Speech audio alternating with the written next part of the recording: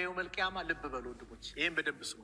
ነገ የውመል ቂያማ ቀብር ውስጥ ከገባን በኋላ ልክ አንድ ሰው ሲሞት ቀብር ይገባላ። ቀብር እንደገባ ዱንያ ላይ ስንት ዓመት ትኖርክ አይባልም። ዱንያ ላይ ምን ነበር ስበላ የነበረው አይደለም። ዘርህ ምንድነው አይደለም። ስራ ስልጣንህ ምን ነበር አይደለም። ስለ ድርጅት አይደለም። ቀብር ስገባ የምትጠይቀው ምንድነው? የምንጠይቀው የመጀመሪያው ጥያቄ መን ረቡክ፣ ጌታህ ማን ነው? መን ነቢዩክ፣ ነቢይህ ማን ነው?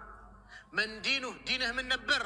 ይሄ ጥያቄ ለማንም አይቀርም። ለዓሊሙም ለጃሂሉም፣ ለሀብታሙም ለደሃው፣ ለትልቁም ለትንሹ፣ ለሴቱም ለወንዱም፣ ሁሉም ዓለም ላይ አለ። ቀብር ላይ ሲገባ ለአማኙም ለካዲሁም ለሁሉም ይጠየቃል። መን ረቡክ ይላል።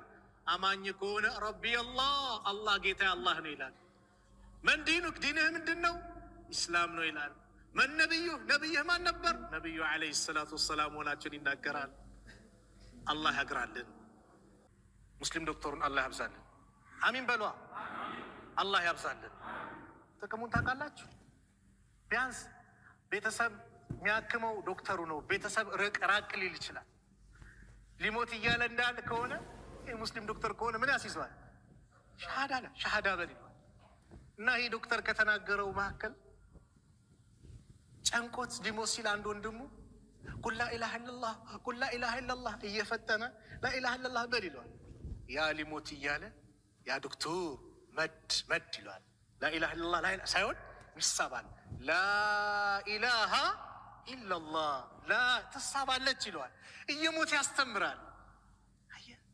በላኢላሃ ኢለላህ ጥላ ስር በላኢላሃ ኢለላህ ላይ ከኖር እያልን የሆነ በተግባር ከኖር ነው አላህ መጨረሻውን ያገረዋል። ስለዚህ ቀብር ውስጥ መን ረቡክ መን ዲኑክ ሁሉም ይጠየቃል። ሙናፊቅ ካፊር እስከሆነ መን ረቡክ ሲባል ላአድሪ ይላል። እንዲየጨው አላውቅም ይላል።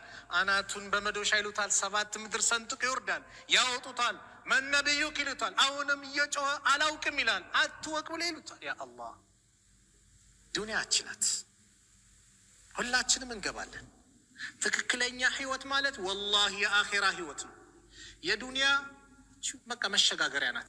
በአጠቃላይ ለማን ሊመን ሸገለት አይብሁ ሚን ዑዩብ ናስ፣ የራሱ ነውር ከሌላ ነውር ቢዚ ያደረገችው እኔ እንዲህ ያለብኝ እንዲሰርቼ ብሎ ስለ ራሱ የሚጨነቅ ሸይጣን አንተን መንገድ ሲያስወጣ ስለ ሰው እንድታወራ ያረጋሃል። እከሌ ይሰግዳል አይሰግድ አይጾም እከሌ እንድትል ያረጋሃል። ራስን ያስረሳሃል። ብልጥ ጮሌ ግን አሉ ነቢዩ ሰለላሁ ዐለይሂ ወሰለም አልከይሱ መን ዳነ ነፍሰሁ ወአሚለ ሊማ ባዕደል ሞት። ብልጥ ጮሌ ማለት ከሞት በኋላ ላለ ሀገሩ ስንቅ ያዘጋጀ ነው። ብልጥ ይሄ ነው። አራዳ የሚባለው በእስልምና ቋንቋ ከሞት በኋላ ምን አለኝ አካውንት ከፍቶ ያስቀመጠ ማለት ነው። ምን ሰላቱን፣ ዘካውን፣ ሐጁን፣ ጾሙን፣ ዚክሩን፣ ቁርአኑን፣ ኸይር ነገር በአጠቃላይ አላህ ዘንድ አካውንት ከፍቶ ያስቀመጠ ነው። ብልጥ ጮሌ ማለት ይሄ ነው።